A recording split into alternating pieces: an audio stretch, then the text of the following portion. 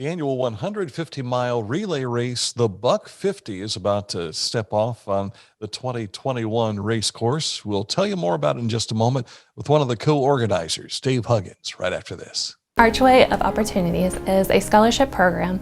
It can include the crew members and it can include managers. The scholarship is $2,500 for crew members and it's $3,000 for managers. For my store alone, we've had $35,000 go out just in 1 year. And for all 7 of our stores, we had $66,000 in scholarship funds.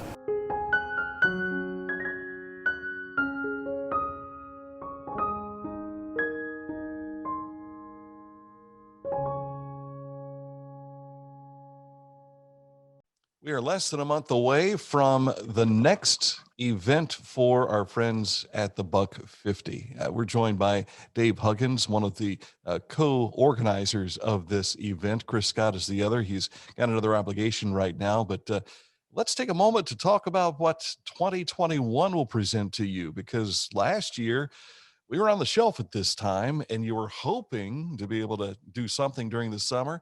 July turned out to be fantastic for you, but I'm sure the runners will be happy to be in the cooler weather of April this year. Oh, without question. They were thankful that we were able to pull off the race and do the event, but they could do without the 90-degree weather. And so I've ordered 65 degrees and sunny for April 16th and 17th. Hopefully that comes through and we'll have another great running weekend. Yeah, well, cross your fingers on that. Let's talk about the changes you've made recently. Of course, the race itself is relatively the same. It's still 150 miles. It's still a marathon, but you had to make some course changes last year uh, due to the pandemic. Do you have some of last year's race still incorporated in this year's course? I think what we learned last year, like we've been at OUC since the beginning, and I think that taught us so many things. It's been a phenomenal facility. They were great hosts. I used to tell Dean Tuck when he was there that, they built the Shoemaker Center for basketball and public events, but as far as I was concerned, it was built for the Buck 50 because we had that humongous walk bridge that we used for our start finish line, and we had that nice hillside that runners could kind of hang out on. But the pandemic kind of prevented us from being up in there last year. So we ran over there to the First Presbyterian Church. They were kind enough to host us in July. But one of the things that we talked about as an organization for many years was, could we put on the Buck 50 in downtown Chillicothe? And so I think through those first 4 years of learning about the event, we became more confident in executing the race. And this year was the year to move it downtown to the Majestic Theater. So I'm really, really excited about this. I think it's going to be a total game changer for the race and the community, for the runners and the community to kind of come together as one downtown. So should be an extraordinarily great race this year. And we ask for patience because with the growth of the downtown, there's more popularity there. There's going to be one or two that's not a race fan that you're probably not going to make very happy. But that has happened before, and it's only for one weekend. Yeah, we will have second. We went and met with City Council. They were very gracious. Spent a lot of time talking to them and about the pros and cons of different locations, and ultimately came to the decision that, we'll close down 2nd Street there from just east of Paint Street to just west of the alley there beside the Majestic. So hopefully that'll be minimal as far as traffic, but good as far as business goes. Yeah, absolutely. Because I got a feeling the stores will be packed, no question that time, but safely as well. We're Yep. still in pandemic mode here. One of the changes that you made this year outside of the race itself is the addition of a podcast. And that's part of why we wanted to have you come on and talk about this, to give people more of an opportunity to be aware of your podcast. And if you never knew anything about the Buck 50, you're going to learn anything and everything about the Buck 50 through the mouths of you, Chris Scott, and other participants. Yeah, we call this podcast "Running Off at the Mouth." It's a pretty fun term to allow us to branch into different areas. But one thing I've told my wife many times over is that, I'm blessed to, be the race director of this event. And I hear so many stories from the kids and the runners and different sponsors about, things that they love about the race or how it's impacted their lives. But it's hard to tell a story on a Facebook post, or it's, hard to get all that out sometimes in a short video. So the podcast is going to be the perfect platform for us to share those stories and bring the community together in a lot tighter way to understand all the intricacies of the race and the stories behind it. And you have control of it, so you can create an episode in regards to just maybe running shoes. You can have standout performers that have been a part of your race before, and through the technology you can bring them right into whatever source you need to bring them in and make them right there and available for everyone to view. Absolutely, yeah, definitely. It's something we're learning as we go. We've gotten a little. I think we get a little bit better each episode. We've recorded 5. We released 3, so there'll be 2 more coming out. Goals to have one out about once a week. We'll do about 12 sessions at a time, take a little break, and then kind of come back. But so many things are always changing, in the community. Even like you said, with the race moving downtown, we do have several legs that have changed because of that. But it's going to be a fun platform, so we're excited to get that out to the public. For those of you watching this, wondering where to find this, we'll put the link right in the description. But for people, I stumbled across it on Facebook over the weekend. Where can people find this podcast? We're definitely on Spotify, Amazon, and audiobooks.com. You can find it there.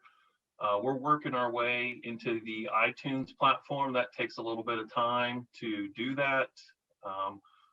You can also find them on our website. We'll put those links up there each week as those get released. There's a page that says media and podcast, so you can find it there as well. Talking with Dave Huggins. He's one of the coordinators for this event. It is the Buck 50. For folks who think it's just a running event, it's much more than that. This helps benefit the operation called M.A.D.E. It's part of the Drug-Free Clubs of America. Dave, I'm very familiar with what you're doing, but for those that are first timers, tell us where this began and what its purpose is. So back in 2015, we started to learn in our area about this drug epidemic problem. And one of the parts of that, to fix that problem was we heard about this program called Drug-Free Clubs of America. It's a prevention-based program geared towards high school students. So many of the members in First Capital Rotary wanted to bring this to all of our local school districts. Students take an initial drug test to enroll. They then subject themselves to random testing throughout the school year. The schools don't get the results. It's just something that's dealt with as a family. So parents get those results. If there is any kind of a positive test, the folks at Drug-Free Clubs of America will reach out to mom and dad and help them get in touch with the resources that they need to take care of their family through their health situations. But we needed a way to pay for that. It's $67 per year per kid. I think it's the best money we've ever invested. Statistically, they'll tell you that for every dollar you spend in effective drug prevention, you'll save $7 in criminal system and rehabilitation costs. So, it was a way for us to help our community. And basically 100% of the Buck 50 proceeds funds that. Like we're literally on the hook for the thousands of kids that sign up and are a part of that program, and we absolutely love who these kids are, who they're going to be. And the Buck 50 has become kind of the center point for so much of that. The volunteers get to help and they work the checkpoints, and the kids actually come out and work some of those checkpoints. But it's really become a great, almost like the beacon of hope for what we can do in Ross County to help our community. And it started with local schools here in Ross County, but you have expanded, reached out each year. It seems the program continues to grow. Yeah, Drug Free Clubs of America has 60 different high schools in Kentucky, West Virginia, and Ohio. Majority are in Ohio. I think when we joined up with them, Dan, back in, I guess 2016, 2017 school year would have been our first year participating with them. There were about 32 schools. So it's increased since then. They now have drug-free club schools in Greenfield, Tays Valley, Westfall, Buckeye Hills. Scioto Career Center is starting their program next year. Logan High School starting their program next year. So it's very inspiring to see many of these other communities in Southern Ohio, take up the reins and, lead their kids in a positive direction. I know if you save one kid out of all of this, it's worth it. But to see that it's effective and a number of others have seen its effectiveness and wanting to jump on board, that has to, as you say, be very inspiring and inspirational for you.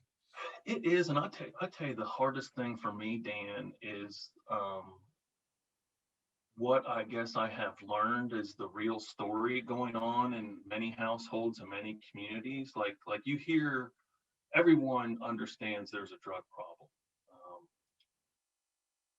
We may never extinguish drugs. It's been around for decades, but you talk about that one kid, and gosh, now I've heard so many stories from kids personally who talk about how, their family, their moms, dads, uncles, brothers, sisters have battled addiction, and the cost mentally and physically that's put a toll on them is really hard to describe. But for those kids, they look at this program and this opportunity as like, I can be different than that. And there's other kids going through these same things that I'm going through, and they really start to feel a part of a family.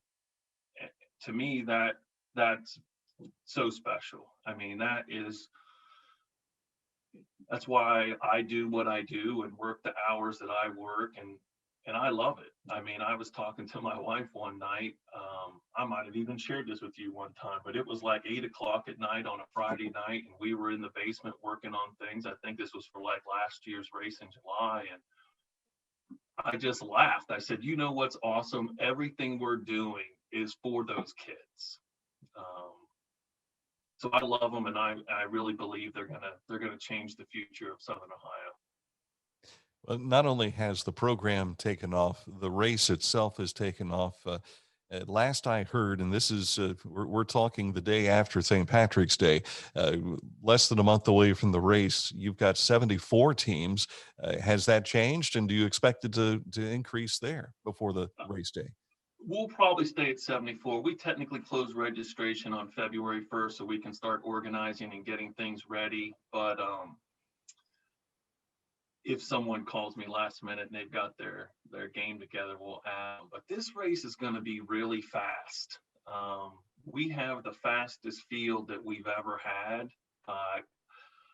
We probably have a dozen teams that'll run 20 hours or less. And in the previous 4 years, I don't know that we've had a dozen teams with that kind of speed. So I'm going to chalk that up to the fact that this is year 5 and we keep getting better and people keep hearing about the race. And, now runners want to come to compete. And that's exciting to see. I mean, at the end of the day, the race is really about the kids and the challenge in yourself personally and having this, weekend team experience together. But it's still a race, so it's fun to see those folks go out there and compete at a high level. You know, we go back to the 70s and 80s. We can remember when that running started, you know, people start, and then here comes Forrest Gump, and there's another wave of runners starting. But it seems like over the last 5 or 6 years, just through the efforts and because of the buck 50, I've seen a lot of runners around here. And maybe those faster times are a result of people just becoming better runners here locally, too. I do talk to a lot in the running community, and they talk about how the buck 50 has pushed them. People who never ran trails before, now enjoy some trail running. People who've never ran hills before, they always used to choose a flat track, and because the buck 50 is really hilly, that's challenged them. They've gotten to be better runners. And one thing we're doing on the podcast is we have probably 2 or 3 guests that'll be on there that talked about how they never ran at all before. And it was this team relay concept that, someone recruited them and got them out on the street to go running, and, something they just have enjoyed ever since. And it builds teamwork, and they don't want to let each other down. And like you say, and in one of the podcasts that I heard, the Ross County area, it just gives you the type of terrain that will challenge you. If you like flat and just stay on flat, you can do that leg. If you want to do hills, it's got that. And then if you've got somebody on your team that is just loves pain, you've got even the challenging hillsides for them to run on the trails. Oh, we do. And it's,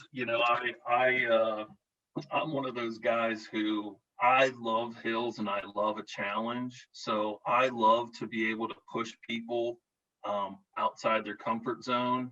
Um, to me, if you're going to do something, you got to do it with all your heart, body, mind, and soul.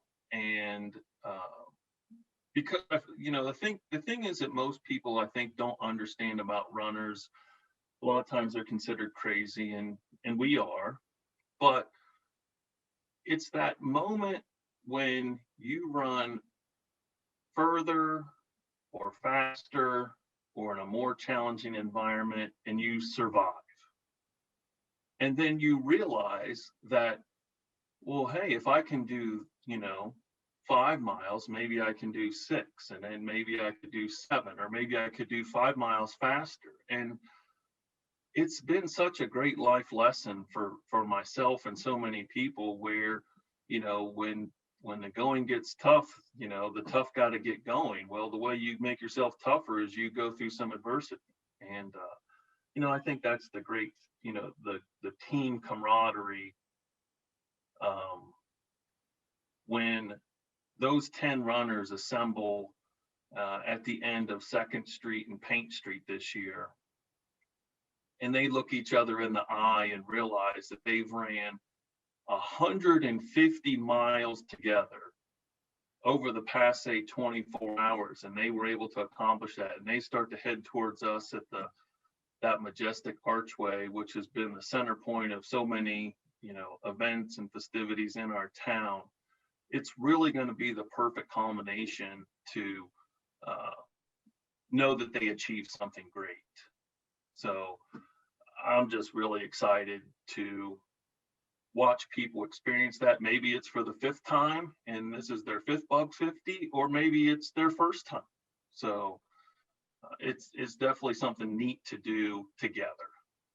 Why do you climb the mountain? Because it's there and you want to see it, and then you want to share it with others, and you do it together as a team.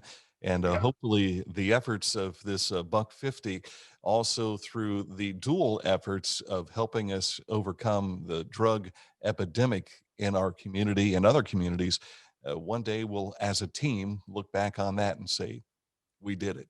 Yeah, that I got to say one more thing. You Sure. know how special Ross County is, Yeah. and Southern Ohio is, and the people of this area are some of the best people across this country. So, when we talked to Mike Throne the other day, he kind of mentioned this, is that, the buck 50 just gives us that beacon or that voice or that machine to advocate that and showcase that. So, certainly thankful for people like yourself and all the years that you've spent, trying to tell these positive stories. We just got to keep telling positive stories. We appreciate what your efforts are doing, and we congratulate you on making it through 5 years. You've survived, Dave. And so, but we've got a sixth to go. So let's get ready for the next buck 50. I appreciate you. Sounds good. Thanks, Dan. I appreciate it.